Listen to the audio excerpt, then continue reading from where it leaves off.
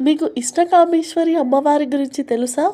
శ్రీశైలం నుంచి 20 కిలోమీటర్ల దూరంలో నల్లమల అడవిలో ఒక గుహలో ఉన్న అమ్మవారి గురించి తెలుసుకుందాం. ఒకసారి పార్వతీదేవి శివుడిని సంపూర్ణంగా పొందడం కోసం ఆ అడవి ప్రాంతంలో తపస్సు చేస్తుంది. ఆమె చేసిన తపస్సు అత్యంత శక్తివంతంగా ఉండడంతో ఆ శక్తి నుంచి ఒక దేవీ రూపం పుట్టుకొస్తుంది. ఆ శక్తి రూపమే ఇష్టకామేశ్వరి అమ్మవారు. ప్రపంచంలో ఉన్న ప్రతి జీవి కోరికలను తీర్చడం కోసమే అవతరించిన అమ్మవారు. అందుకనే ఆమెను ఇష్టకామేశ్వరి అని అంటారు.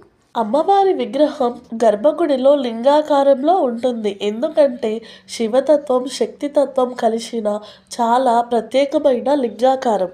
ఇక్కడ అమ్మవారికి ఒక ప్రత్యేకమైన లక్షణం ఉంది. అమ్మవారికి నుదిటిన కుంకుమ పెడితే మనిషి నుదురులాగా చాలా మెత్తగా ఉంటుందట. ఈ అమ్మవారిని పూర్వకాలంలో ఇక్కడ తపస్సు చేసిన కొంతమంది మహర్షులు కనుగొన్నారు. అడవి ప్రాంతంలో తపస్సు చేసుకుంటున్న మహర్షులకు ఒక గుహ నుంచి దివ్యమైన కాంతులు రావడంతో అక్కడికి వెళ్ళి చూస్తారు. అక్కడ అమ్మవారిలో శివతత్వాన్ని చూసి అమ్మవారికి దివ్యమైన శక్తులు ఉన్నాయి అని అప్పటి నుంచి అమ్మవారికి పూజలు చేయడం ప్రారంభించారు.